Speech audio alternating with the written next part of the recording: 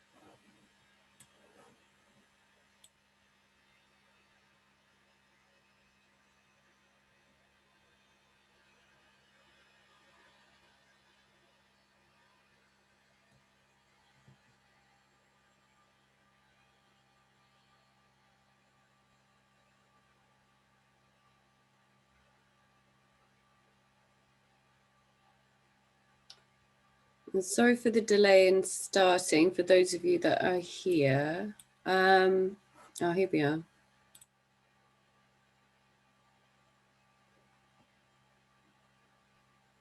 It can take a while for everyone to successfully join. So I'm just going to pause my video for a moment while everyone joins us.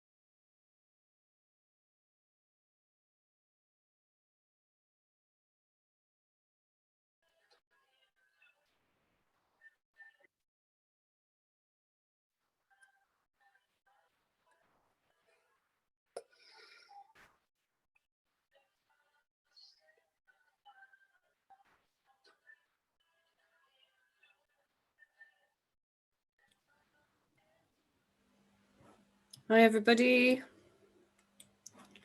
I'm just going to wait a little while for to see if anyone else is going to join us, because we were good morning. We are expecting around about 18 in total.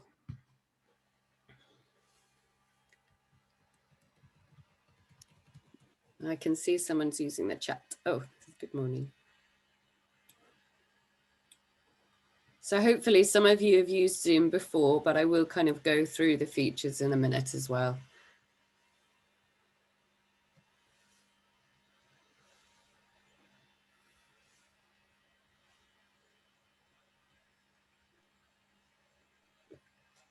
You're welcome to put on your video and unmute yourselves at the beginning if you'd like, and then we can sort of say hello to each other. But obviously only if you're comfortable with that or your internet connection can hold up to video.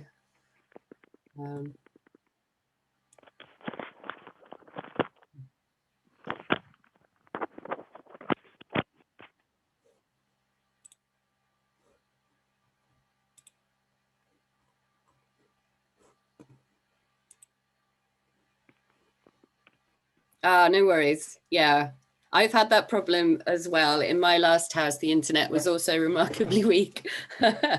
I've managed to get a better setup now, which is good, seeing as I'm hosting and we don't want it to go down, but I appreciate the difficulties. I have suffered the pain of my calls disappearing. That's pretty annoying.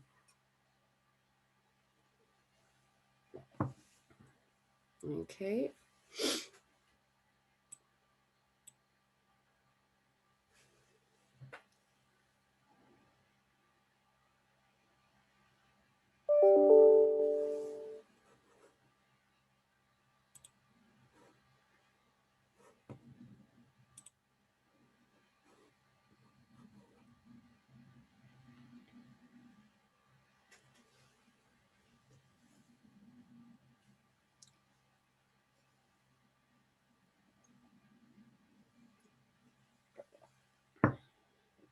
How is everyone today? You keeping well? Looking forward to Christmas. Yeah, me too. Yeah, I've lost my box with all the Christmas things in. That's the only issue. So nothing is up yet. Have you got decorations up? Well, I went full into that lockdown thing of getting houseplants, so it looks a bit weird. Christmas decorations next to like a tropical rainforest plant. I like it. I like it. I've got a lot of houseplants too, and I think they benefit from some like subtle lights, you know, like little white lights. Oh yeah, looks quite nice. Love so I know lights. you know, might clash with the tinsel. Yeah, looks a bit of a different hemispheres almost. Yeah, like you're having Christmas in the tropics or something. Yeah, exactly. Which some people are lucky enough to do, right? So my brother's currently in New Zealand and it's middle of summer there. Lovely. So fully experiencing that. Yeah, I am definitely jealous of that. Me too. It's cold and wet where I am now, so. Me too. I'm going to start about 10 past. I think with these things, there's always a few people that, for whatever reason, are not going to be able to make it, but I just want to give them an opportunity. I'm going to let you grab my coffee if that's okay. Yeah, of course, of course. Thank you. Yeah. Actually, will mean that, I mean, working in a smaller group is never a bad thing because it can be a little bit more interactive anyway. That's quite nice.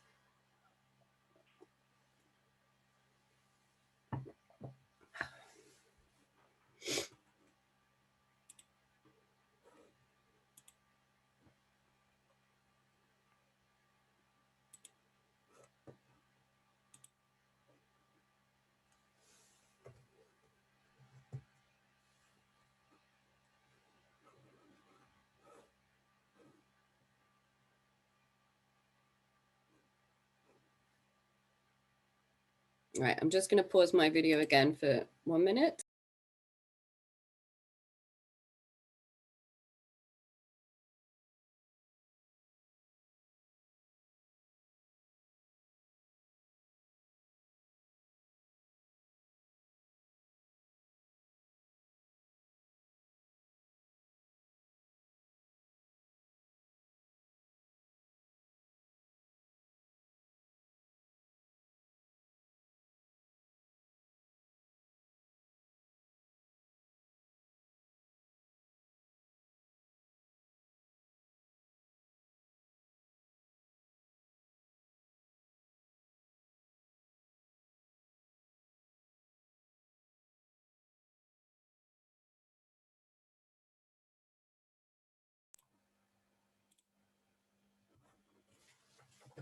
Okay, so I'm going to make a start because we're at 10 past 10 now.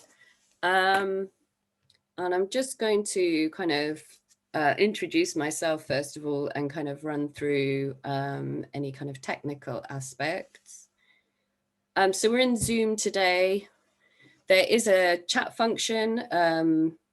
It sometimes displays differently on different people's screens, but it's at the bottom of my screen. There's like a little speech bubble and it says chat, and you can write messages to everybody. So I'm just going to write hi in there now, and hopefully you should all be able to see that.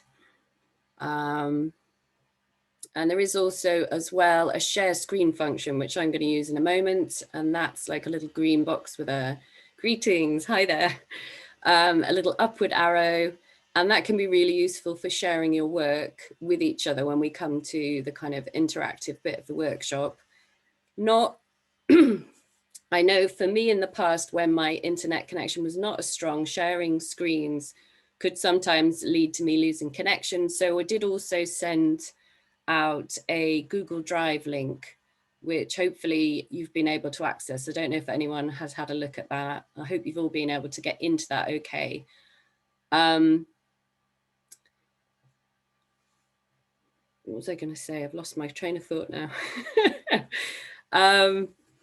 Yeah, but let me know if there's any issues with that. Also in there, I've got a PDF copy of the slides from today and also a Word copy of the slides today.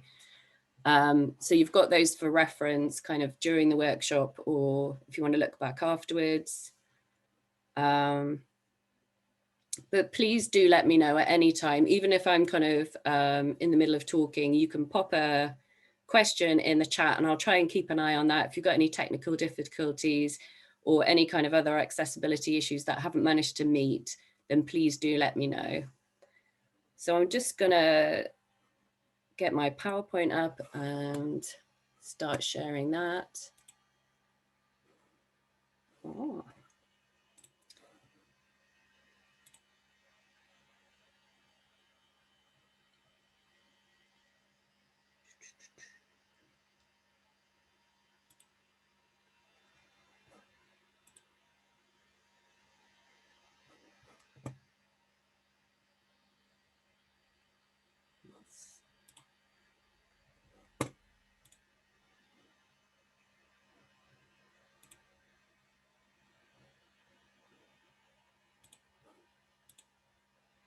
Apologies, I'm a little bit slow sometimes with these technical things because I haven't had quite enough practice yet.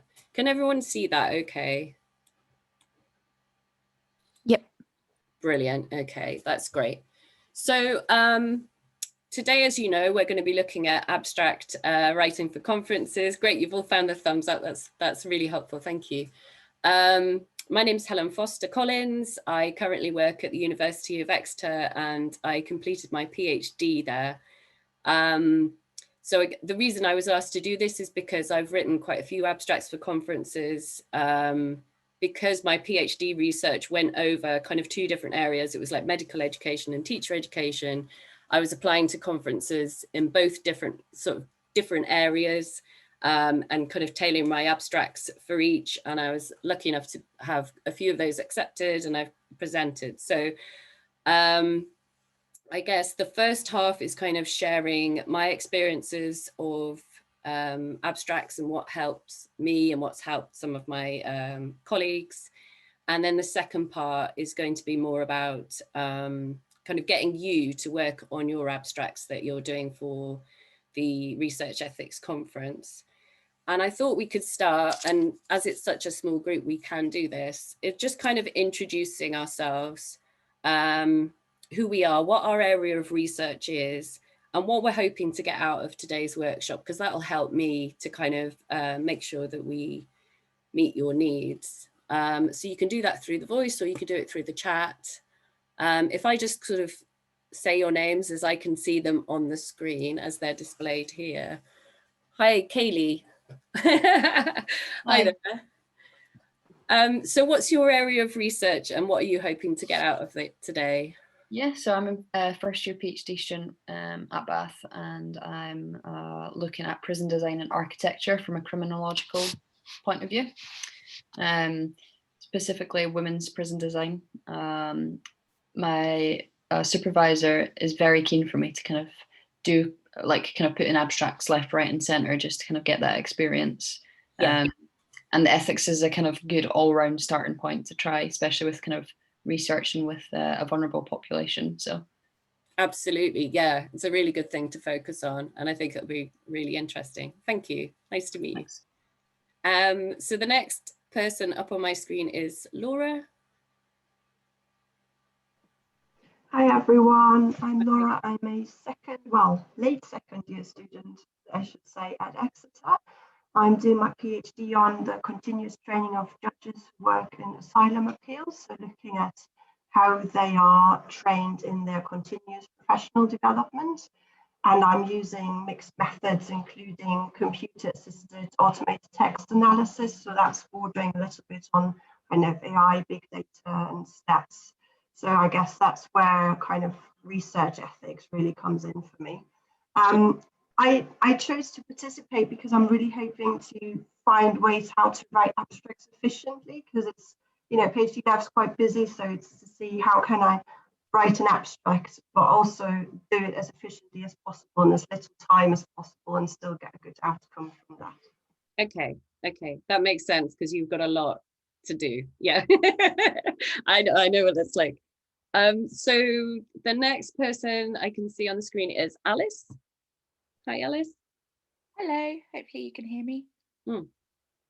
Hi, I'm Alice. I am a PhD student at Exeter in the Graduate School of Education. I'm I guess early second year. I've just handed in my upgrade yesterday, actually, my upgrade papers.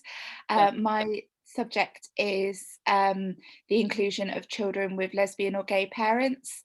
So how schools respond to diverse family types in their curriculum and also just in their kind of ethos and official processes. Yeah, brilliant. Thank you. And is there anything particular that you would like to get out of the workshop today? Just a bit more confidence in putting together a good abstract, really. Yeah, cool. Thank you. And Antonia, hi there. Oh, I can see that someone has introduced themselves in the chat, so I'll read that out in a minute. Antonia? Hello. I'm late first year at Bath in politics. 50% of my thesis is going to be on the ethics of researching the far right, and 50% is going to be researching the far right. Right. So I think that this conference is going to be kind of a good starting step where I can test out some of my ideas. But I don't enjoy writing abstracts and I kind of want to get better at it. Yeah. Well, you probably enjoy it more as you feel like you gain confidence with it, I guess. And hopefully. Then so next we've got, hopefully we can help today. So next on my screen is Leah.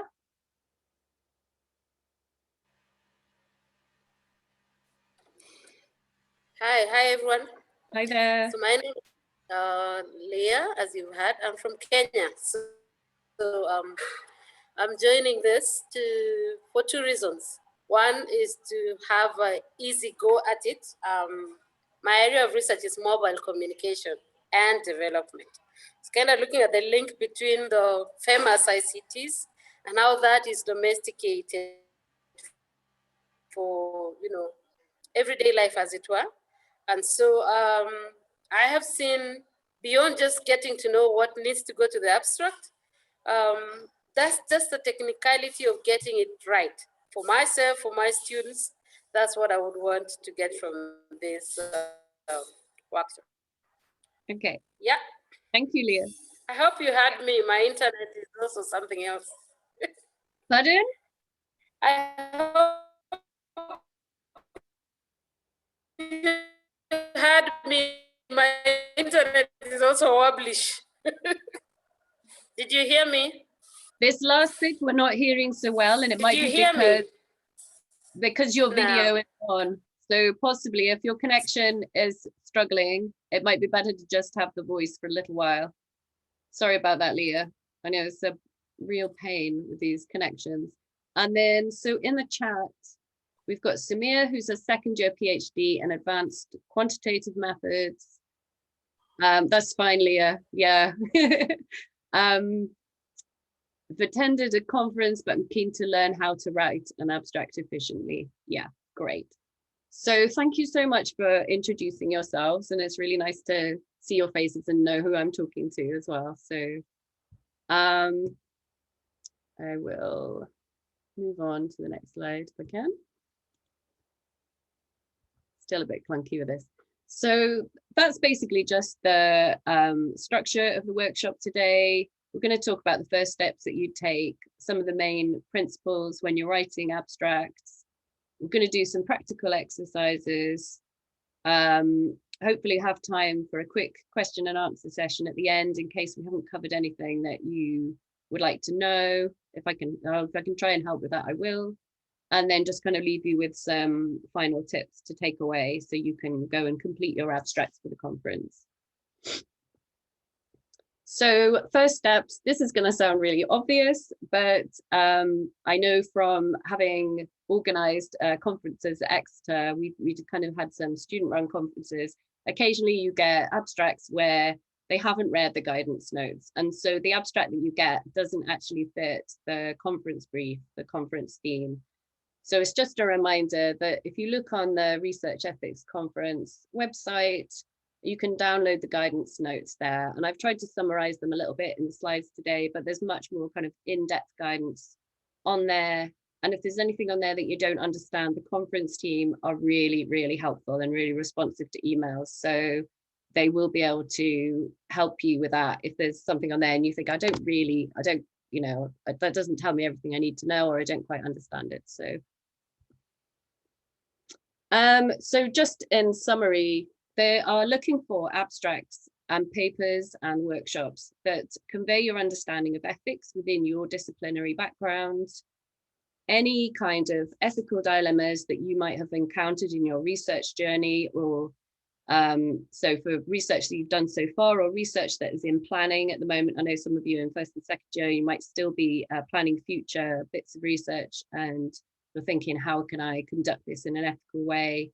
And then how you have navigated these dilemmas, or it might be that you're seeking to get feedback from the audience there to help you navigate those dilemmas. You might be in the middle of that, those processes of thinking at the moment.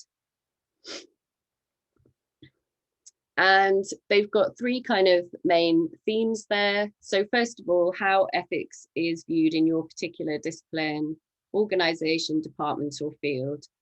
So one of the strengths of this particular conference is that it's very interdisciplinary. And that's what we're finding today as well with this group. And that's actually really helpful. That'll be helpful when we come to the interactive bit, because the fact that we're coming from different disciplines means that we can learn from each other. And we also can bear that in mind when we're writing, that we need people from other disciplines to be able to understand what we're writing, because they may not understand all our terminology or the concepts that we're bringing. And the way that ethics is viewed in different disciplines is likely to be quite different. So I think that's a really interesting aspect of the conference. Ethical dilemmas involving different contexts, participants, or data. So I think already you've kind of mentioned different human populations, like kind of in prison. Big data is a new thing, which is bringing up lots of discussions about ethics in the media, things like Facebook collecting our data and analyzing it. Secondary data is an ethical dilemma that I myself have dealt with, both from using other people's data and also making my data available for use by others, because that was kind of one of the conditions of my funding by the ESRC. And so there's just a whole load of dilemmas there. Those are just some examples. You will have your own. Decolonizing ethics is another big theme of the conference. So when we talk about decolonizing ethics, that's kind of to do with power relationships and questioning the traditional roles of the researchers and participants. In the past, it would have been very much where researchers were seen as the experts and participants were kind of treated in quite a passive way. Researchers told them what to do, and the participants gave up their data. And there was a lot of scope for the researchers to kind of interpret that data in their own way. And so there's been questions around that. You know, to what extent are researchers interpreting or analysing data in a way that shows their own biases or their own judgments? Are we including marginalised voices? Are we representing? Are we getting to the people that we want to represent in our research? And then there's what are called epistemological questions. I used to really struggle with that word. I can just about say it now. And that's really just about knowledge. So what do we consider to be knowledge? Where is knowledge created and who creates it? So again, you might challenge kind of traditional notions of expert researchers in university are the people who create knowledge, but actually participants themselves can be co-partners in the production of knowledge and create the knowledge together. So there's questions around that. That's kind of what we mean by decolonizing ethics, really. And that is not an exclusive list. So don't worry if when you read through the guidance, you don't see your particular dilemma there. It's really as to generate ideas and as kind of inspiration.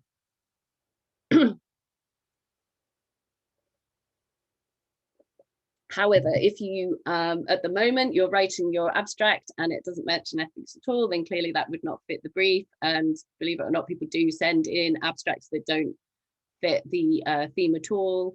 Or it may talk about ethics, but is there a really strong link with research in your discipline? So those are the two things that you really need to hit for this particular conference. And if you're not quite sure, I think you've all kind of mentioned some ethical dilemmas actually, but if you don't have one, that's something that we can explore. We can talk about your research and try and find that question. And that's one of the most common reasons that abstracts get rejected from conferences. The same with journal papers, actually. When I've heard publishers talk, they've said that if it doesn't fit the theme or it doesn't fit the scope of the journal, then it gets rejected and people send abstracts to the wrong places or papers to the wrong places. This conference hopefully won't be quite as kind of arduous process. It's trying to be very open to all, but if you're applying to other kind of high profile conferences where you're paying to attend, they can get very high volumes of submissions and they'll have reviewers looking at your abstract and kind of judging it on criteria such as originality and the style. So when there's a very high volume of submissions, you need to make it as good as possible. And the other thing to bear in mind is might there be lots of submissions in one particular area. So if they're getting lots and lots of abstracts in one particular topic, then they're going to have to cut those down. So I guess the message to take from that is if you can make yours stand out and kind of be looking at an original question, or you write it in a particularly persuasive way, then they're more likely to pick your abstract if they've got a lot of submissions. So this is just an example. I struggled to get this onto the screen, but it's just an example of a research ethics journal. So if you're interested in looking at some of the ethical questions that people have looked at in their own research, there's some really good examples on there. And there's also examples of abstracts. Now for a journal paper, they're a lot shorter. They're 150 words rather than 400. But it's quite good to just sort of scan those abstracts and see how they've managed to condense the key messages into quite a small word count. So I find that looking at, good examples of writing helps me with my own writing. So that's something to think about. And there's the link there to the research ethics paper, research ethics journal, and also looking at journals in your particular area and looking at those abstracts as well can be really helpful. So again, just looking at the guidelines for this particular conference, you can submit a proposal as an individual. You might be co-writing with someone else if you're on a research team, or you can present as a panel. Panel proposals must have a minimum of 3 and a maximum of 5 papers. That's quite all right, Samir. Not at all, that's fine. And you need a chair to facilitate the session. If you're interested in running a panel, I would kind of get more guidance from the conference team because it does vary from conference to conference how they run those, and I don't know kind of the exact detail of how they're doing that. The title, it's best to keep it short and snappy. It's tempting to have a long title that kind of explains everything about your research, but if you can keep it to 12 words or less, if you bear in mind that these abstracts, if accepted, go into a program and people need to scan all those different titles to try and work out which papers they're going to attend. So if it's short and snappy, it'll capture their attention. The word count is very tight. On an abstract, you've got 400 words, so that's a little bit better than a journal abstract, which is usually 150. That excludes references though, and you do need to reference an abstract in exactly the same way that you would with any other piece of academic writing, although you don't need as many references. You might only have sort of 5 or 6. They also ask for keywords, and those are words that kind of sum up your area of research, a bit like with the journal paper where they had keywords there. So for that particular paper, they had adolescence, online research, research ethics, and that will help the organizers kind of put all the submissions into themes and make sure that papers that are similar are kind of presented together. So they usually, hopefully we'll be able to have a face-to-face conference this year, which should be all right by June. And usually you would sort of present 3 papers in a row and there'll be a chair kind of running that one session. And those papers will all be on a very similar theme. They'll go together. So the keywords are helping them with that. Just a reminder there of the submissions deadline, and also a reminder to register for the conference. So by putting in an abstract, it doesn't automatically register you for the conference. You do still need to do that as well.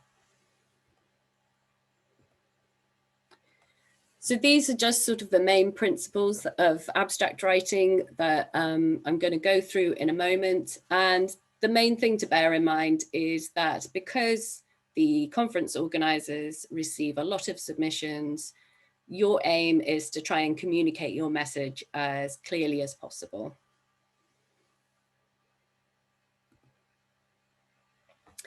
So where I say get to the point, I mean, that's really just about the fact that we have a very limited word count.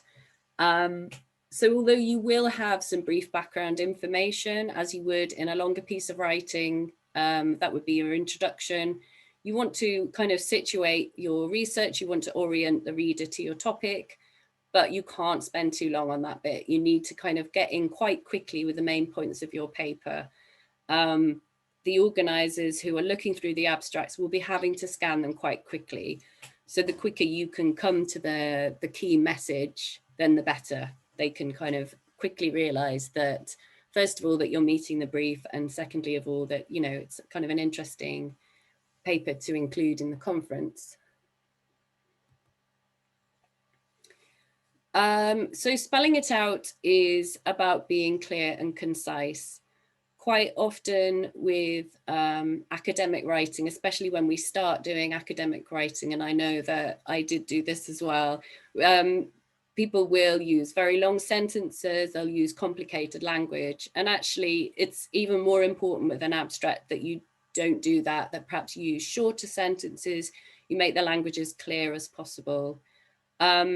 Remembering what your audience is, and that will be specific to the conference that you happen to be applying to. So it might be that you can make it more technical if everybody who's going to that conference is from a very specific area. But a lot of conferences will have a wide variety of attendees, and the organizers will also come from various backgrounds. So they need to be able to understand your writing. So any acronyms, any terminology that's very specific to your area, you need to define that when you first use it. So spell out the acronym in full, or kind of define your terminology the first time that you use it.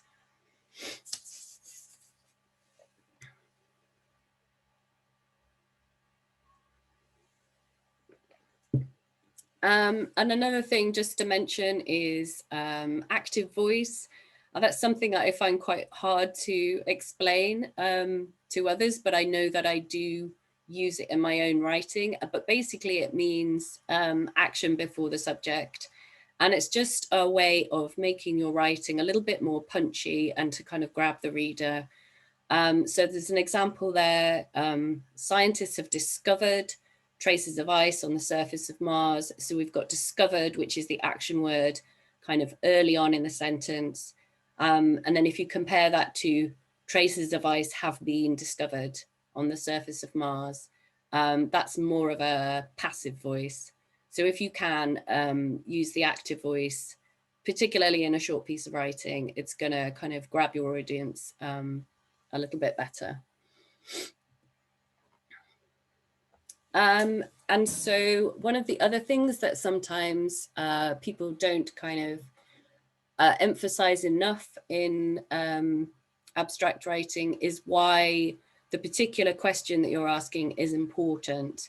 So you need to explain what your ethical topic is or what your dilemma is, but also spell out the implications of that, why it is important for us to talk about it. And it may feel sort of obvious to us when we're writing it, you know, well, I've told you what it is, and therefore it's kind of apparent why that's important, but we kind of actually need to spell that out and make that point explicit. I've just got a picture there of people on different mountains because we've all got different perspectives. We're all coming from different backgrounds. So we might need to explain to somebody else exactly why this is a really important question to address. And you can illustrate that with examples from your research.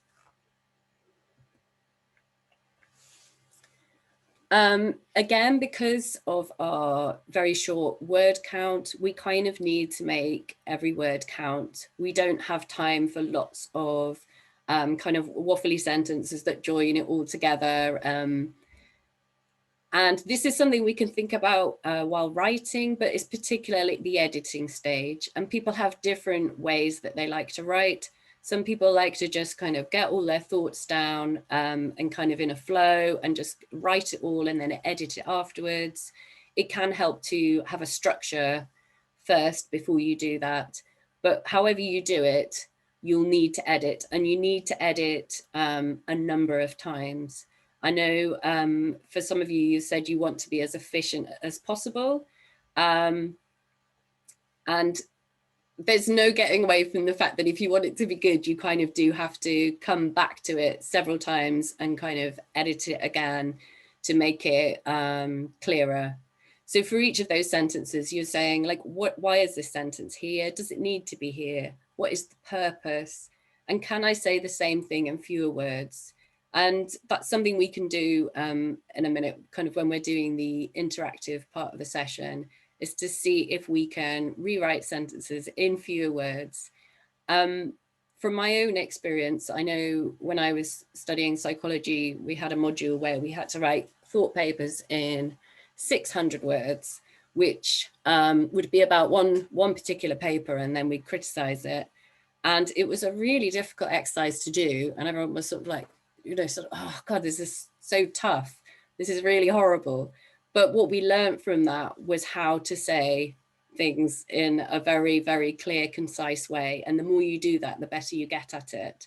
And what I noticed is that through that process of editing down and down and down, it actually becomes a lot more readable and a lot more clear. It improves your writing by doing that. So it kind of feels really tough having that constraint of the word count, but you actually end up with a better piece of writing.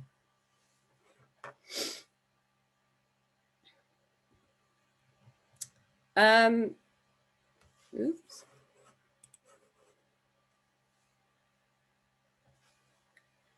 So if you're writing a scientific paper, we would usually follow the formula of introduction, methods, results, and discussion. An abstract for a journal paper would be a mini version of that, but not all conference papers are necessarily going to follow this formula, especially with this conference where we're talking about ethical dilemmas. It might not follow quite that format. It just depends on your topic. but somewhere in there, you will need to have some kind of background that's very brief, just situating your research and your ethical dilemma in a kind of broader background so that your reader kind of knows where we're coming from. You would need to specifically state what the problem is you're trying to overcome, or what kind of gap you're trying to meet. As we said earlier, we need to know why that's important. That's quite often kind of reiterated at the end, but you can sort of take the strategy of saying that as soon as possible, because again, that just makes your abstract more impactful if you're saying right at the beginning, this is the problem and this is why it's important. This is why it's absolutely vital that we talk about it. You will talk about, hopefully, methods and results. And again, that depends whether your research is already complete or if you're talking about what you're about to do. And it might be that you're actually wanting feedback and discussion. So it might be about what you're going to do in the paper rather than what you're going to do in your research, if that makes sense. And then some kind of conclusion. And that may only be a couple of sentences. But with any piece of writing, if you don't have just a couple of sentences as a conclusion, it can kind of feel like it's dropped off a cliff and it kind of ends very abruptly. And that leaves the reader kind of feeling like, oh, there should have been a little bit more there. So it's just summing up, maybe reiterating the importance or what the kind of key message is, a take-home message. And then the last thing is to share it. And I have found that particularly helpful. I was lucky enough to be in a shared office with other PhD colleagues, and we would be writing abstracts and we would share them with each other. And they would see things that I didn't see in there. I mean, proofreading, silly mistakes, words that didn't quite kind of, there could have been a better word choice there. Terminology that I assumed, or meaning of sentences that I assumed was really clear, and they'd be like, I don't really know what you mean there. So just giving it to somebody else, even someone in your family, because if you're writing for a wider audience, you kind of really want everybody to be able to understand it. My dad, for instance, wouldn't know anything about my research area, but I could try and sort of explain to him in a couple of sentences, perhaps, what it's about. And that's like a really good way of practicing summing up what your key message is in a couple of sentences. But yeah, so sharing that with other people and asking them what they think the key message is a really good way of,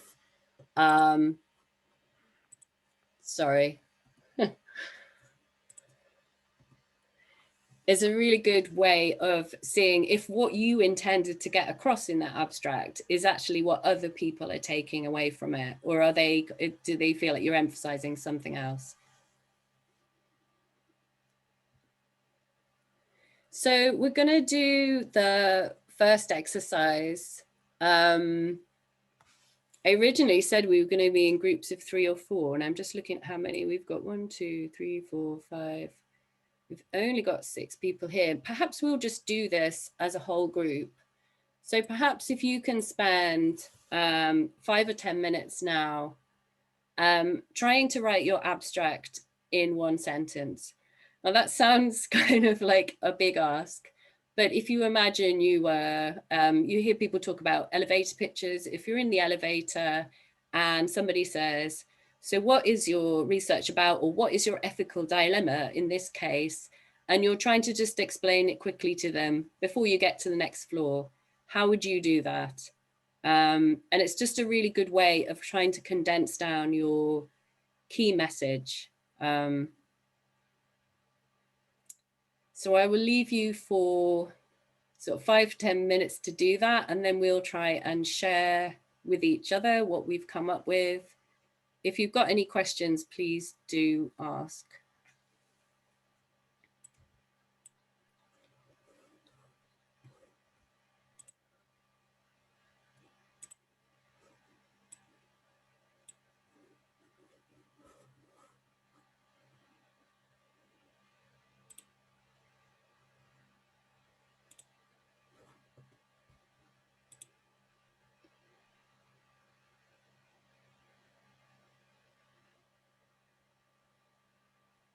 I'm just going to stop my audio and video for just one moment to go take a comfort break. I'll be right back.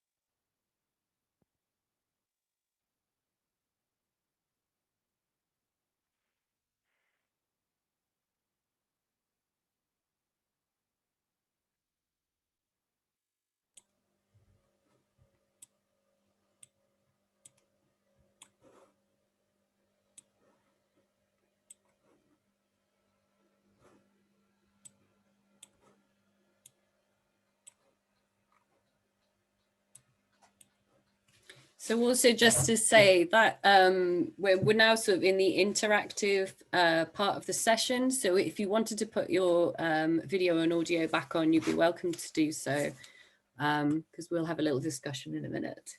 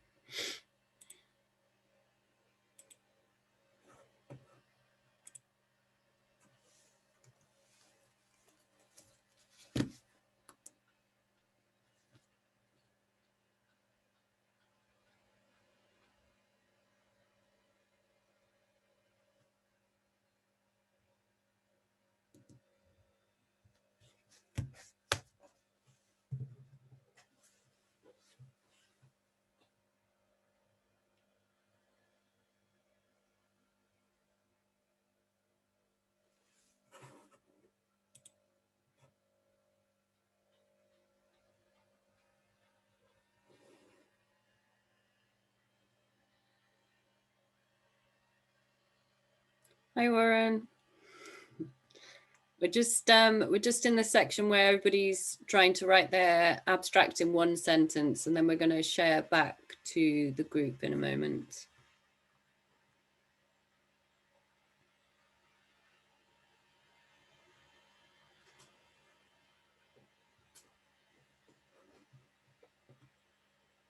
How is everybody getting on with that?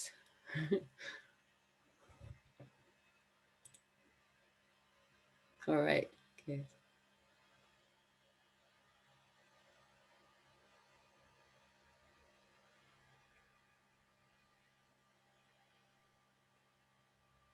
Yeah.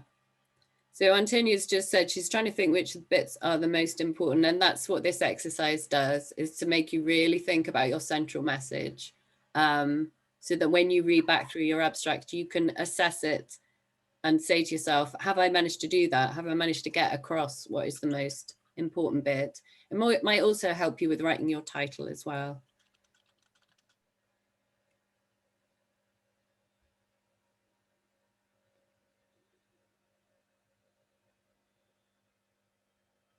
So one of the drawbacks of working in this format is if we were in a classroom, I'd be able to see kind of how everyone was getting on and get a sense of where you're at in the process.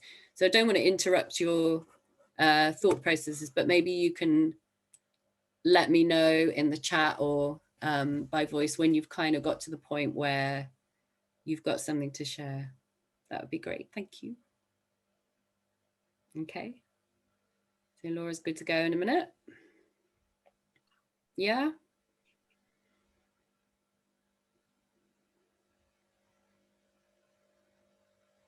Okay.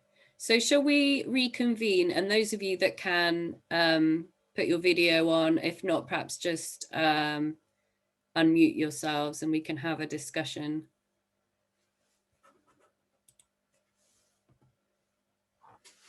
So I don't think in Zoom we have the little raise hand thing, do we? Like we do in Teams. We do. I think, yeah, it looks like a clap, but I think it's, so we've got that. Yeah, that can be quite helpful because it means that we don't interrupt each other, including me, because I'm the worst at doing that. So if you'd just like to use the little raise hand symbol, if you'd like to share your sentence. I'm really sorry, we have lost Samira and it's just because her internet connection has gone down, but I've said that we'll share the video with her afterwards. So who would like to jump in? I'm happy to share mine. I should say as a caveat, I only received the instructions yesterday. For some reason, I might not have been on the first round of emails. So this is like really, really unprepared, and I would really appreciate your feedback. So should I just pop it in the chat? Yeah, I was just going to say, your microphone is not picking up your voice very loudly, so I don't know if you can be nearer to it or something like that. I can try, when I'm done, I've got a microphone, an external one. I'll try and catch that, see if that makes it any better. That would be great. Okay. Yeah. Or maybe someone else wants to go first and I can go fix my microphone and come back. Oh yeah, okay, should we do that? Alice, were you ready? You look like you might be. I don't want to put you on the spot though. I think the biggest problem I had was just starting the sentence, like how to kind of like get into it. You know, I think I've got all the key points I wanted to hit, but it's just how to kind of form that sentence. So I've ended up with a discussion of ethical issues relating to privacy and public data in qualitative Twitter research. Okay, yeah. Well, that sounds good. And that's like, I don't know how many words that is, but it's quite short. And you've managed to get lots of information in there. So we know it's qualitative data. Do you want to write your sentences in the chat, actually? That would be really helpful for me. Thank you. Because then I can try and give you some feedback on them. Especially when I can't always hear everyone's voices quite so well.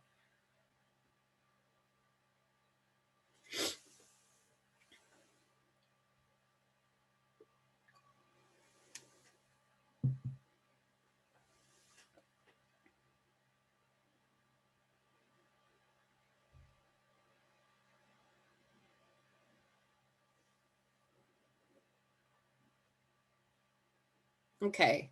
So public interests in disclosure.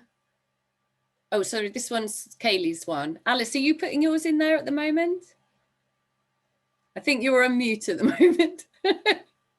Yeah, sorry, it's coming. Oh, no, that's fine. I'm not rushing you. I'm not rushing you. It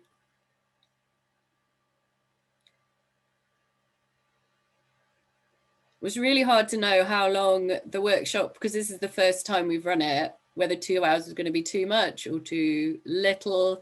But we figured 2 hours is probably enough for anyone to spend in a Zoom call. So that's what we'll put it as. So discussion of ethical issues relating to privacy and public data in qualitative Twitter research. That sounds really good to me. So you've got in there that you've got ethical issues, but it's relating to the privacy of the data. It's qualitative research and you're using Twitter. The only perhaps other thing I would get in there is what kind of research topic you've got as well, which I know you did tell us earlier. And that would kind of sum up the whole of your abstract, basically. So once you've got that sentence, that really helps you with the rest of it, because you know that you need to convey that key message. Have you got a particular ethical question in mind as well? Or is it just ethical issues generally? Have you got particular questions? So this was a project I worked on as a research assistant, and it was to do with discussions about school inclusion on Twitter, inclusion and exclusion, and the kind of issues were around kind of the methods of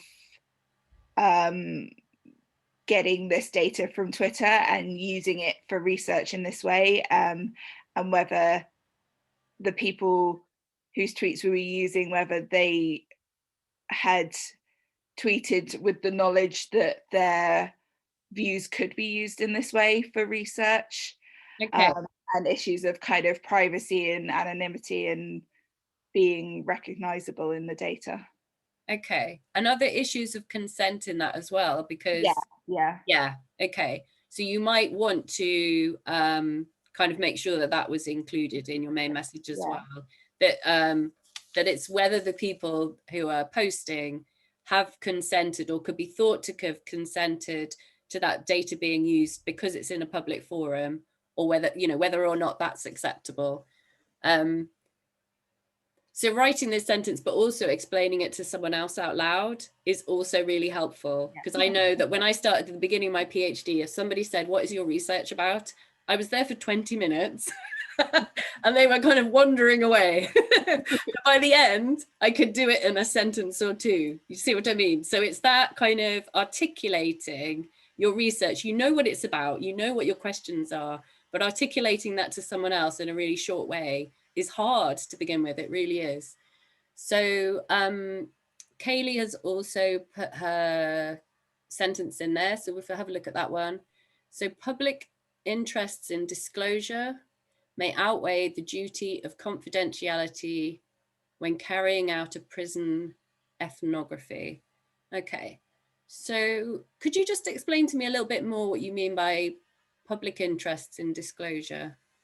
So there's a lot of kind of problems with reporting certain kind of criminal activity within the prison space, and there's a lot of, so I'm looking at kind of well, this is where it's difficult to not go off on a tangent, but I'm looking at space and power and queering space, and a lot of the time there'll be discussions of things happening on the outside, and I'm kind of looking at this kind of dichotomy of inside and outside, and often it pertains to a lot of discussion about criminal activity that's happening on the outside, which could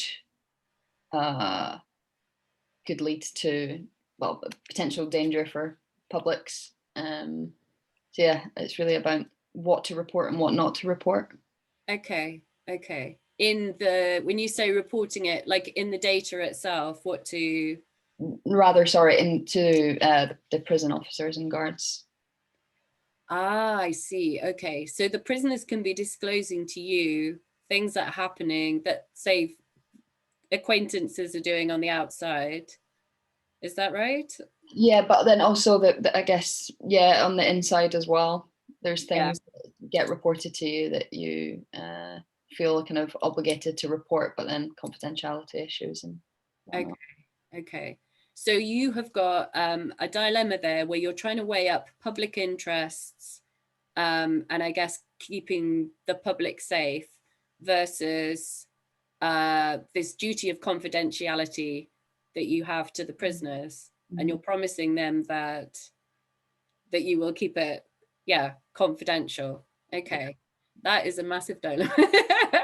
And I guess it's similar to the kind of dilemmas that therapists have, don't they, where they kind of say to their clients, this is a safe space, you can say what you want, but if you say that you're going to, murder your neighbor, I have to do something about that. I can't ignore it. Yeah.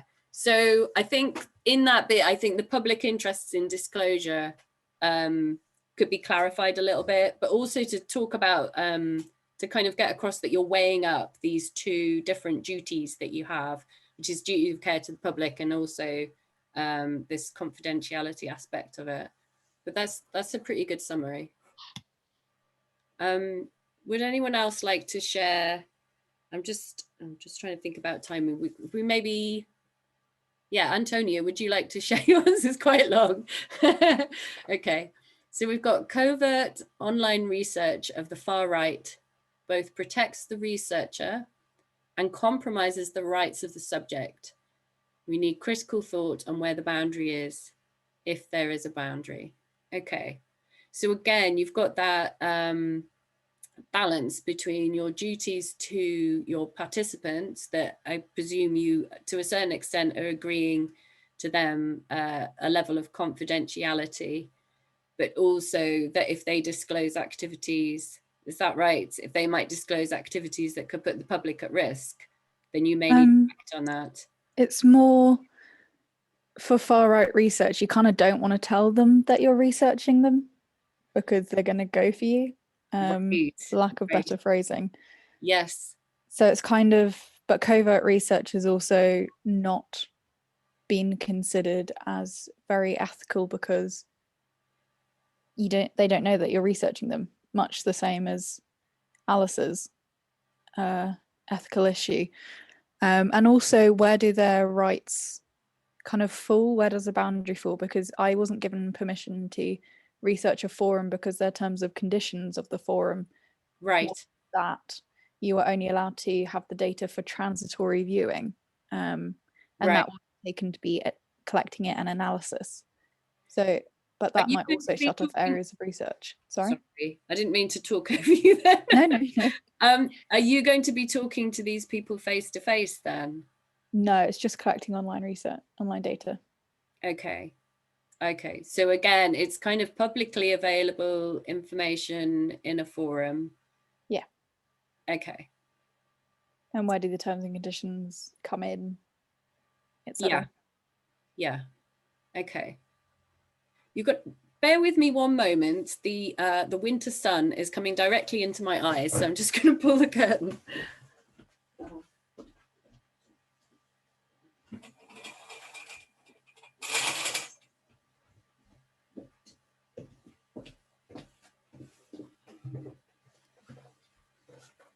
So you're welcome to share your sentences in there. I'm just aware because I'm trying to manage time and I don't know how long it's all gonna take, that maybe we'll go on to the next exercise, and hopefully the process of writing that sentence will be really helpful for this next bit. So we're going to try and write an outline of your abstracts. I don't know if anyone has tried to write the full abstract yet, or if you're all at the beginning. But this is an exercise you can do even if you have written it. So it's about planning your structure. And you can even go so far as to kind of have subheadings and allocate words to it. If you know that you'll tend to write and kind of exceed word counts and you're finding that really difficult, you can be really harsh on yourself and say, you know, I'm only allowed so many words for the introduction. I'm only allowed so many words for the methods, so much for the results, and to try and kind of rein yourself in that way. So if you have some little subheadings, so that might be introduction, statement of problem, implications. So that's the so what, the kind of why is it important, what you did or will do, results and conclusions. And then write 1 or 2 sentences which sum up each section. And then perhaps after that, what we can do is share either in the Google Drive documents, or if you feel that you can share your screen, we can do that. I think what we will do, we will split into groups for this next bit, because they're longer bits of writing to share with each other. So if I pop you in groups of 2 or 3, oh no, we seem to have, how many have we got now? 1, 2, 3, 4. Maybe we'll just keep one group, because Warren is just here observing from the conference. I think we have perhaps lost another participant. Yes, so I will let you have sort of about 15 minutes now to have a go at doing that, but I will still be here if you've got any questions during this, and I will do my best to try and answer them.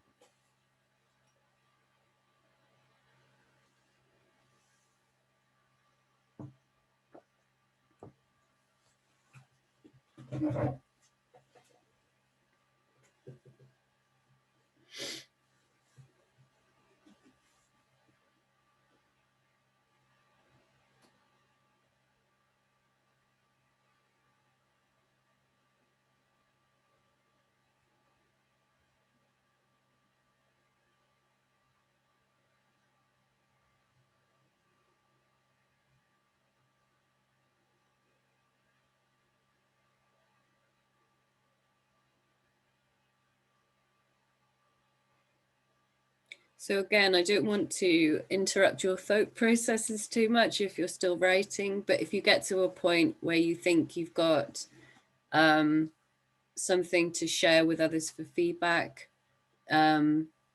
just let me know, and then we can kind of come back together when everyone feels ready.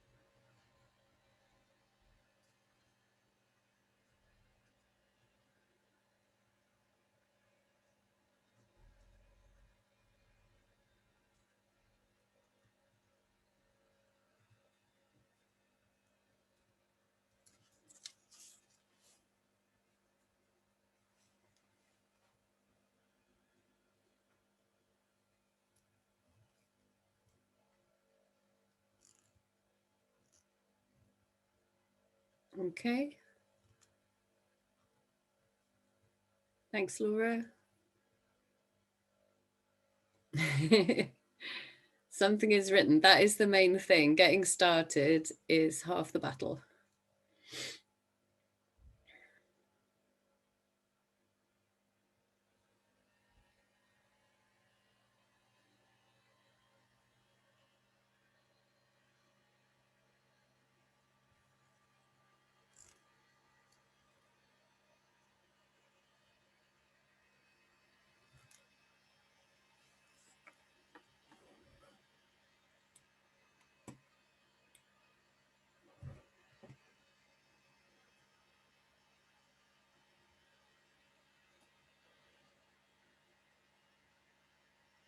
So if we give you about sort of 1 more minute, and then perhaps we can all come back together and discuss, have a look at your work, because I think that's the most useful part actually, is looking at each other's work and seeing if other people understand your writing in the same way that you do.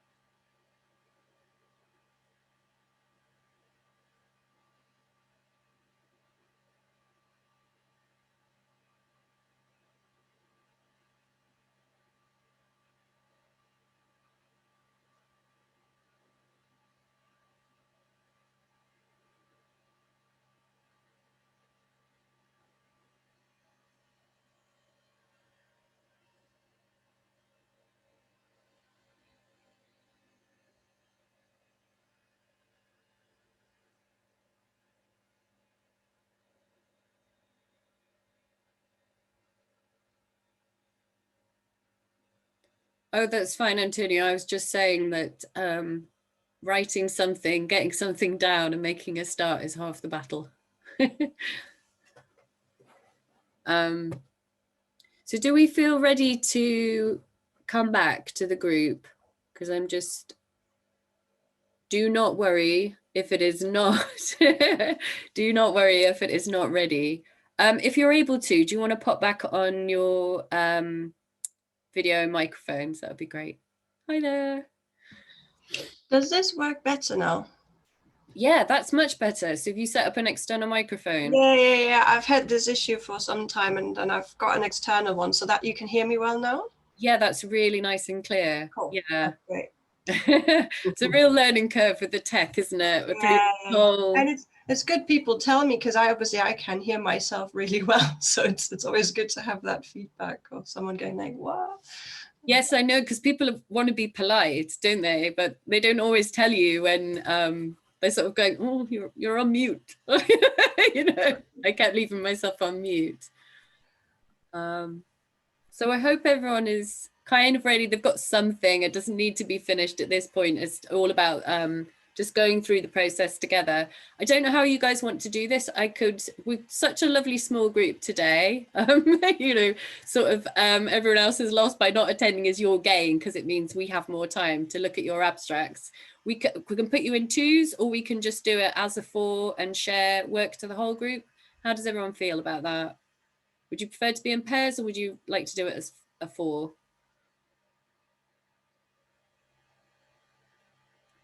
Have we got any preferences? Yeah, happy to stay in full group. That's great. So how we can do this, you can either share your work using the share screen thing. If you think that that's gonna kind of make your connection drop out, you could put it in the Google Documents, and actually I could open it and share it on my screen. That might work quite well. So if I share screen might be oh, flip neck, is it? Okay. That's a bit annoying. That's good to know. So somewhere in my settings, I need to allow you guys to share. Usually, I think even when you go on your own share screen, there should be a little error or something. Yeah, exactly. There you go. Well, either co-host or in your own share screen, there should be an error where you can allow people to do share screen. Yeah, I've got So I might need to perhaps stop sharing my screen. So I was just going to show you, lets you co-host, yeah. I was just going to put up those kind of main principles again to help us kind of look at each other's work. Now, obviously, I can't have that on the screen at the same time. So I'll just run through this quickly now. So the Google Doc, you can put any kind of document. So whatever you've been writing in, you can pop into the folder and then I can open up. But I will have a look in a moment to see if I can get you to directly share as well. But I think I need to stop sharing my screen first. So when we're looking at each other's writing, obviously we're going to be kind and constructive as always, and kind of perhaps point out what's working well, and then we can make suggestions for how we can make it better. I don't have permission to edit the folder. So you don't have permission to add things to the folder. Ah, this is not good. Okay.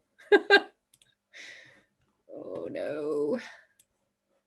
Yes, perhaps I've added you as so that you can read it, but not so you can write to it. That's annoying. I thought when I shared it, you would be able to add things. So it says shared. Let me have a look at my sharing options. Anyone with this link can view. Anyone with this link can edit. Okay. Try that now, Antonia, and see if that works. Sorry about that.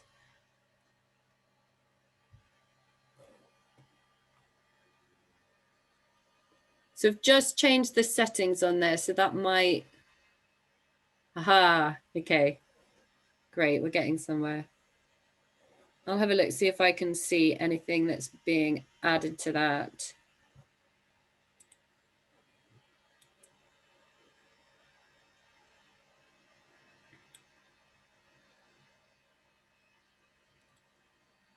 Yeah, you could put all your writing into one document. It might be easier just to kind of drag and drop your writing in, and we can look at one at a time. Would someone like to add theirs to them just to see if we can add things to that folder? Okay.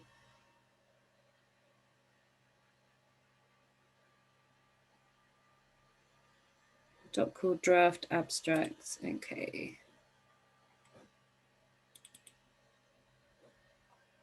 I'm not able to see that for some reason.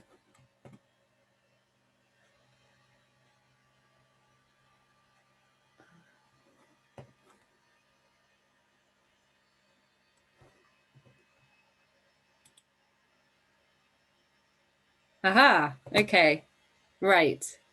So I have got access to Antonia's writing now. So I will share that up in a moment. So if I just go through this last slide before we start looking at each other's work. So when we're looking at the work, we're just going to think about, can we quickly understand the main points of what they've written? Are the arguments easy to understand? The main kind of sort of thrust of the argument. Have they made it clear why the topic or question is important to discuss? Are there any sentences that could be written more concisely or more clearly? And does the structure sort of make sense? And bearing in mind, we are just putting this together and I haven't have very long to write this. So we're not expecting it to be perfect. So I'm going to stop sharing this screen and then hopefully I'll be able to share. I've got too many windows here now going on.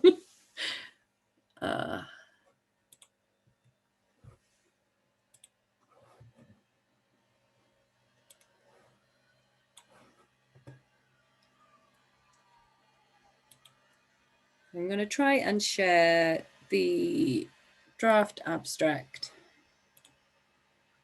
So can we see this now? Yep, And is that big enough for everyone to see? Yeah. Brilliant. Okay. So I'm just moving everything around on my screen so I can see. Okay. So this is Antonia's draft abstract. I'm just going to have a little read through that. Can I zoom in slightly? Yes. Hang on. Oh no. Can I zoom in? Antonia, if it's all right, I'm going to... Oh, you are doing it? Yeah. Excellent. Okay. Thank you for doing that. So I'll just give us a minute to have a read through that, and then I'll let you all kind of come in and make any comments, and I can make comments as well. I can see you've also generated some keywords, so that's great. So I'm just going to have a read through that.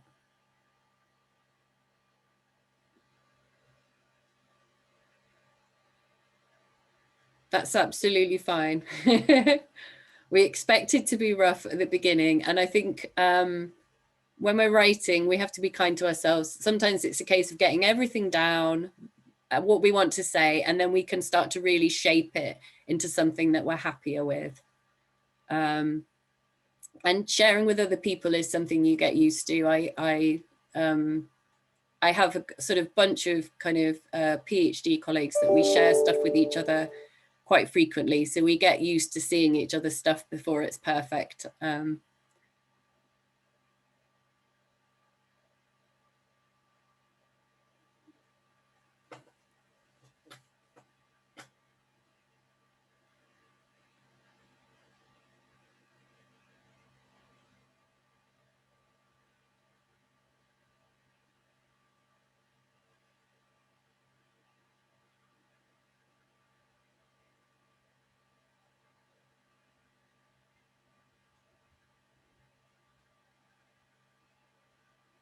Okay, something neoliberal institutions, I like that.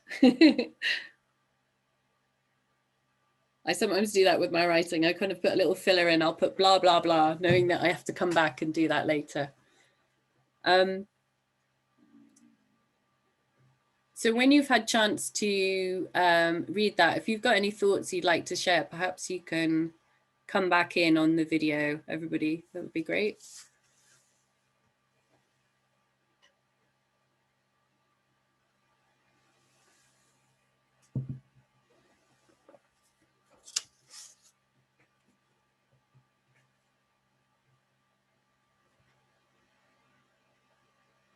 Hi, Laura. Hi, Alice.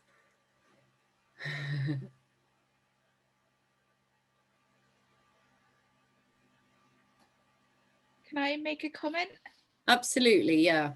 I think it's really great. I think before you were mentioning about the fact that you were looking at like forums and chat forums, and I don't know whether you want to put that in to make it clearer what you mean by like researching online, because from what you said, I think it's about kind of like the conversations individuals are having rather than like, you know, like an official web page. The far right organizations have official web pages, I'm not sure, but yeah, that was my comment.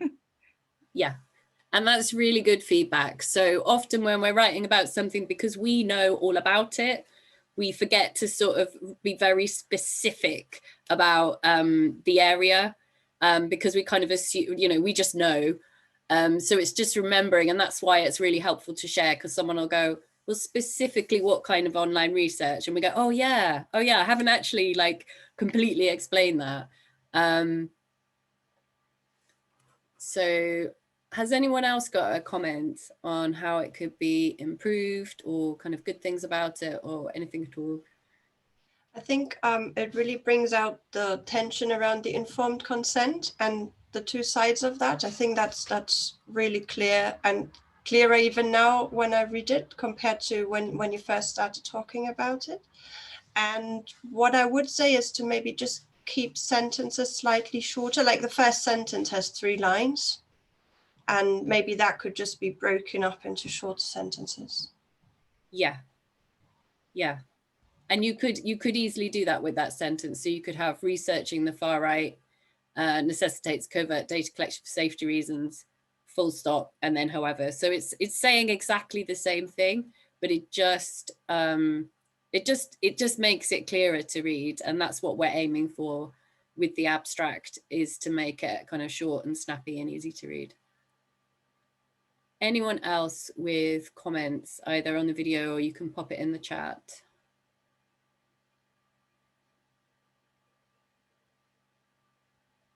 So I'm just reading through again as well.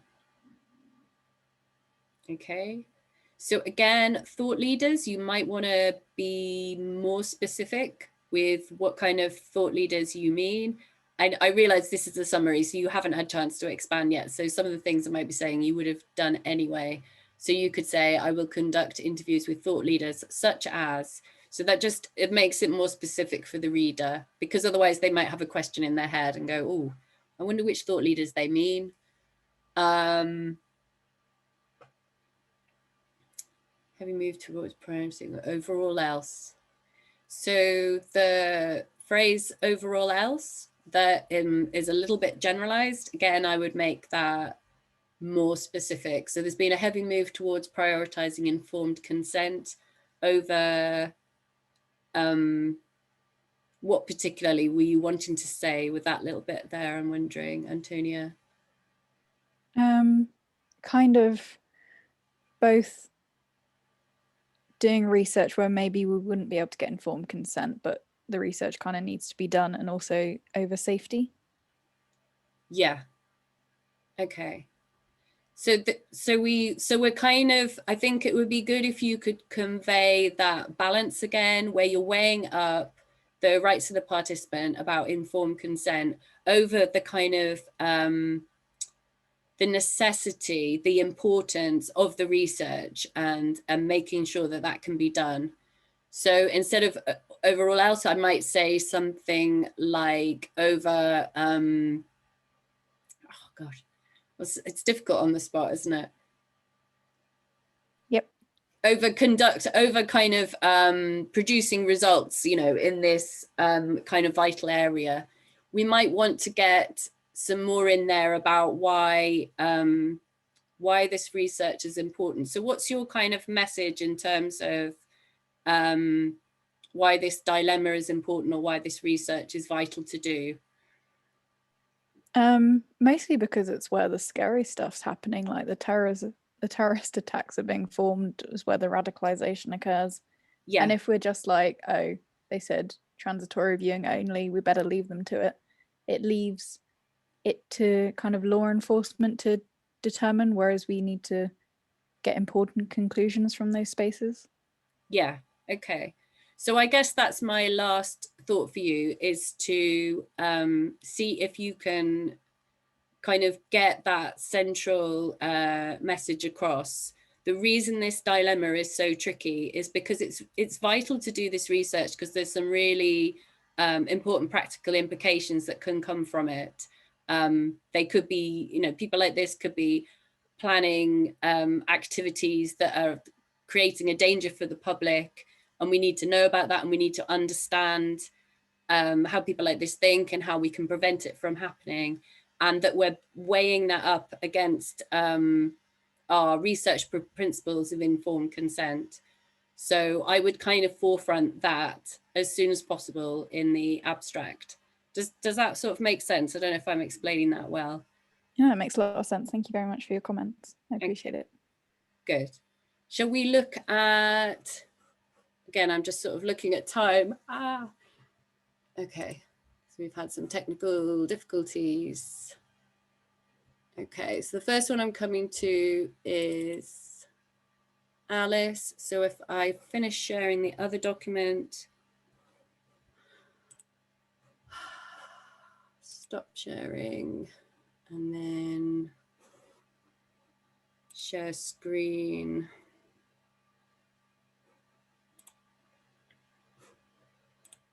Okay, so we've got Alice's summary.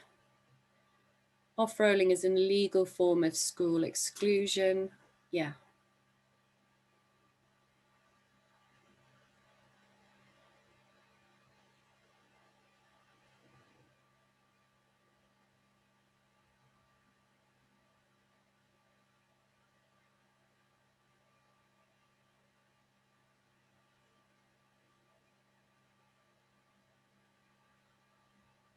Okay, that's great. So I can see you're already allocating words to try and help you make sure that you don't spend too much time in any one part of that. Would anyone else like to come in and make some comments on Alice's writing?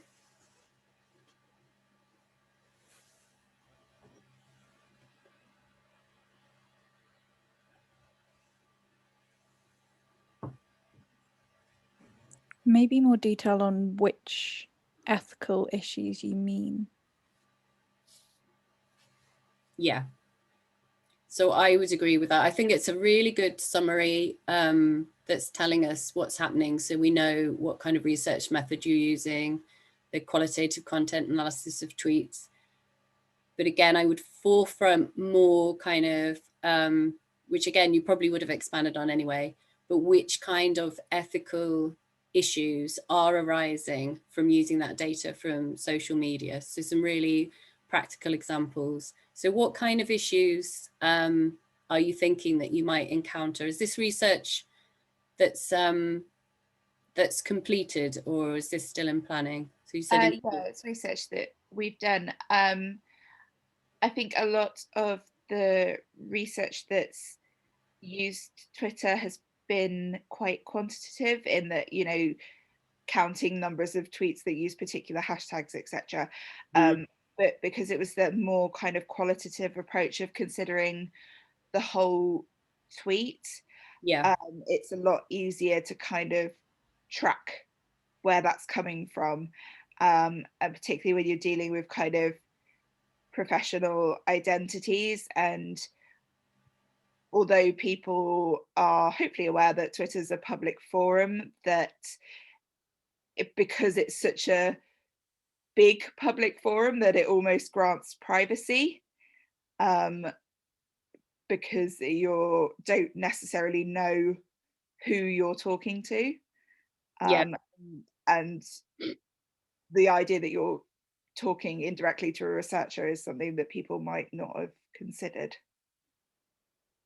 Yes, yes. So kind of some similar aspects to the example of research with the far right is because you're using online content, they might not have expected it to be used for research, but at the same time, it is a public forum and therefore it's not private. So it's kind of weighing, is that kind of, was that your main ethical issue, was kind of, would they have expected it to be used for research or?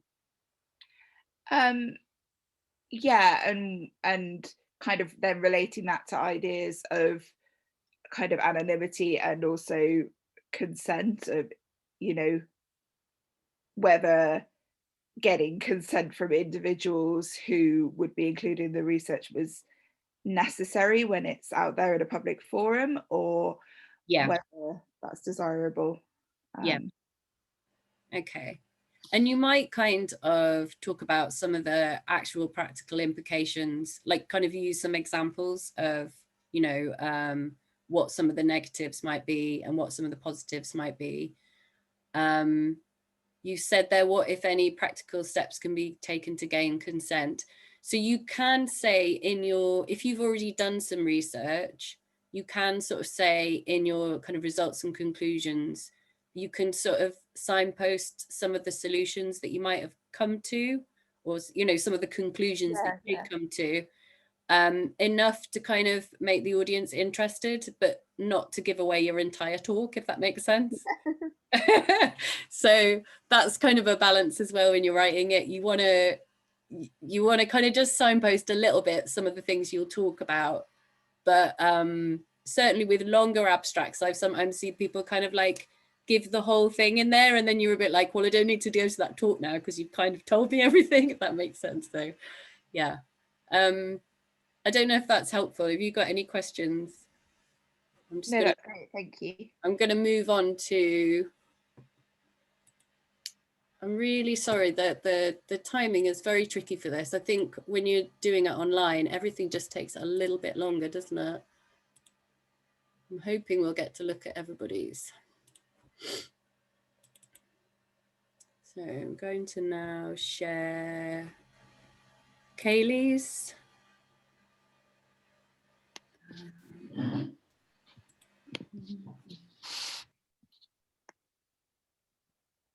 Okay.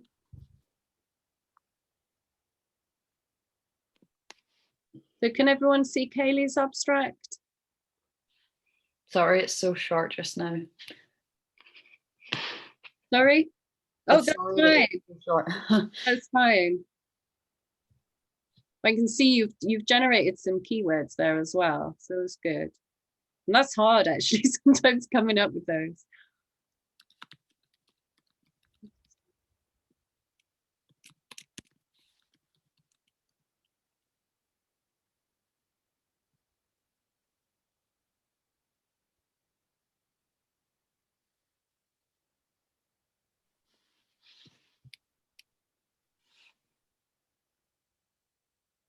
So you say it's short, but you've actually managed to say quite a lot in those few sentences, which is how we want to be writing, is getting a lot of information across in not many sentences. And I like the fact that you started with the so what actually in your first sentence, because that kind of immediately grabs. So has anyone else got any other comments? Is there anything in there you'd like more explanation of, or you're not sure what it's saying? I think it's quite clear. I would make the so what even stronger and put the question you've got towards the end almost at the start, because that's quite an interesting and tricky one. And then you could just make that clear, like when does safety, public safety, for example, outweigh a researcher's duty of confidentiality in prison research? Then that's almost a topic. And then you could continue with this workshop aims to explore, and then you have like your explanation. So just flip it around, yeah. Because that way you hook people straight away. Yeah, I think that's a really good idea. And you're right, that is practically a title there. And you might not do this for every conference, but certainly for this kind of conference, having that so what, when it comes to ethical dilemmas, to have that as soon as possible in the abstract is probably a good strategy to use. Yeah. Anyone else before we kind of go on to the last abstract, just because I want to make sure that we look at everybody's. I've got one thought. Yeah. I don't know if this would be outside your workshop, but I'd be wondering about the implications to research methods and also trust of the prisoners, and maybe the impacts of disclosure on that. Like if you go in and they tell you something and they end up getting a longer jail sentence as a result or something, if they would no longer be willing to talk to researchers. Yeah, trust is a huge issue in it, so that's definitely worth exploring. I feel like it's such a big topic in itself, but it's I was wondering if it was outside of the it's a huge topic in itself, but I think I could definitely like find a way to at least mention it because it holds so much. It holds a lot of importance in the whole kind of research of prison research. So yeah, cool. Yeah, I would agree with that because it's relating it to. It's not just the impact of your specific research topic, but it's you're part of a research community and you're representing them. So there are implications for research as a whole. If researchers do things that perhaps we think are not ethical, then that kind of makes it more difficult for researchers in the future to conduct research, doesn't it? So let me just see. I'm trying to work out whose we've seen, and I'm going to stop sharing again. So we've seen Kaylee's, Alice's, and Antonia's. Is that right? Laura, we haven't had. I'm going to open yours and share. It's gone.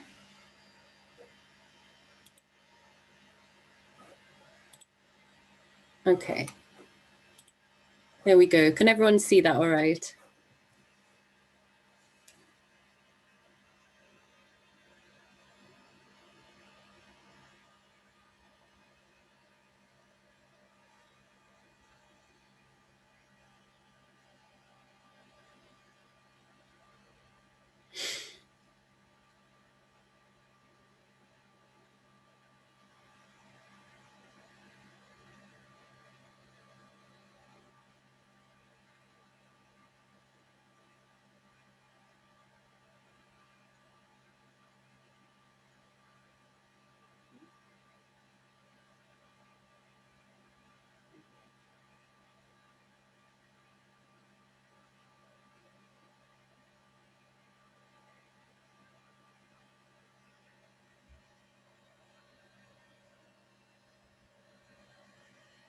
Okay.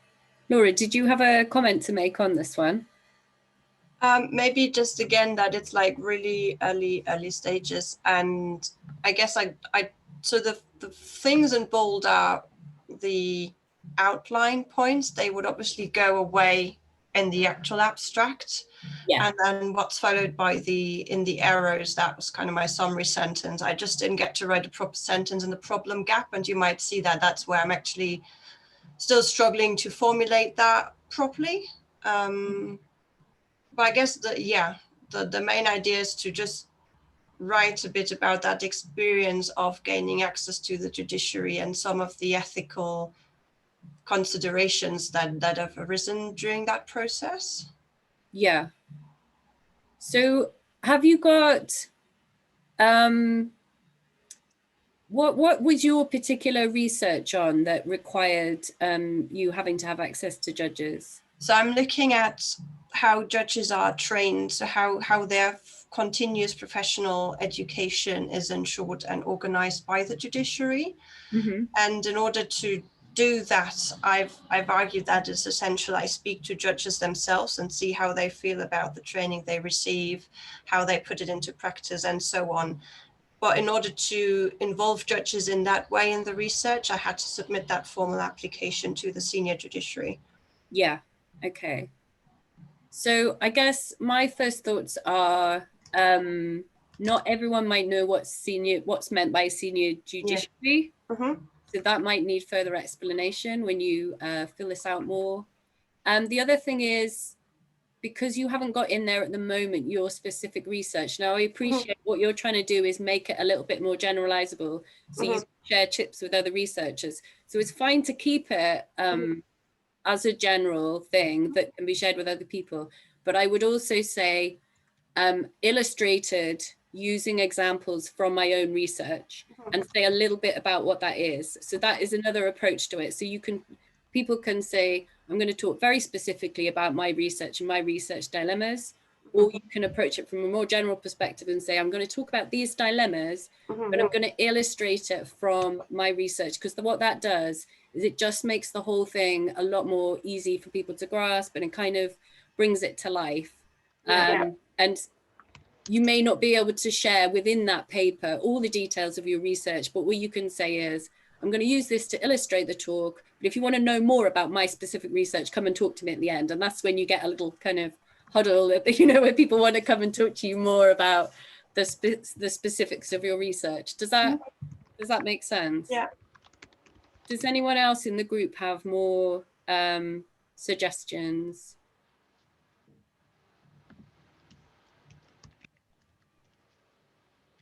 That's brilliant. Well, I'm sorry that when you do this kind of thing, it always feels like a little bit rushed, and I would love to spend a lot more time on every one of them.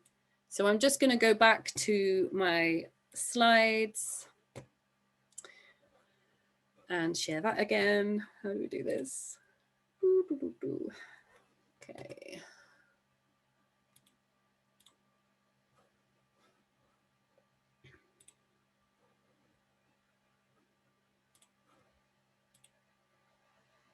Okay, so hopefully you can see my screen again. So we've had those, we've been through those practical exercises. The last bit really was just any questions you've got. What I'll do, I'm going to just run through these final tips and then we'll do questions at the end. I don't mind if we overrun slightly after 12, that's fine. So my final tips are, as I said earlier, find examples of good abstracts, especially in your field or in the field of research ethics. Have a look at them and just kind of get inspiration for how people are managing to get across. You're trying to condense a lot of complex information into quite short, snappy piece of writing. Write and then leave it. I would say that's a really helpful thing to do, because when you get sort of too close to your writing, you can't see the wood for the trees. You can't spot things that aren't quite clear. So if you can just leave it for a couple of days and come back to it, or even a week, you've got plenty of time at the moment. that will help you spot things. And sometimes actually when you're just walking around, your brain does a little bit of that work when you're relaxing, rather than when you're forcing yourself to sit at your computer and go, right, I have to write.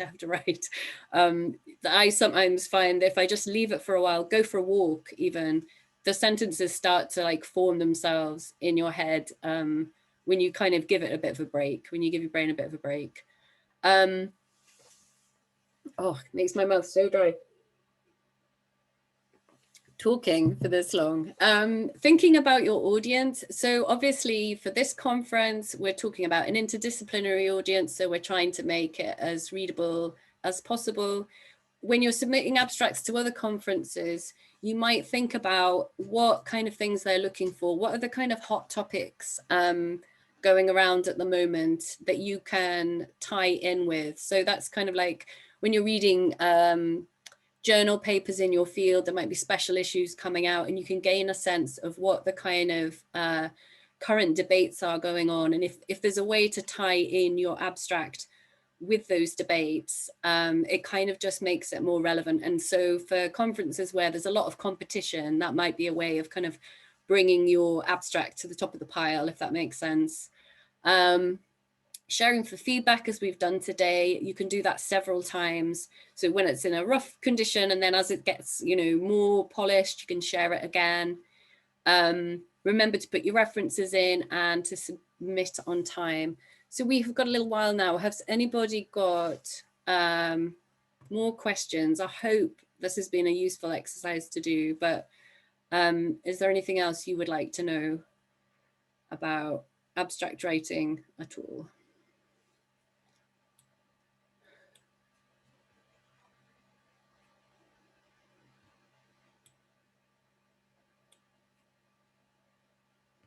Okay, but that's fine. Well, it's been really nice to meet you all, and I'm gonna wrap up now because I've got another session doing this at 1 o'clock. But I hope it's been helpful. You're welcome to kind of swap emails or whatever if you want to continue talking to each other. Just to reiterate what Warren said, I think all of your topics are brilliant, and I absolutely would urge you all to submit to the conference. I'm hoping to attend, and I would love to see some of your papers presented. So yeah, do go for it. Okay, thank you very much for coming, and hope to see you at the conference. Okay, bye-bye. Thank you very much. Thank you. Thank you. Work out to end. Here's the button.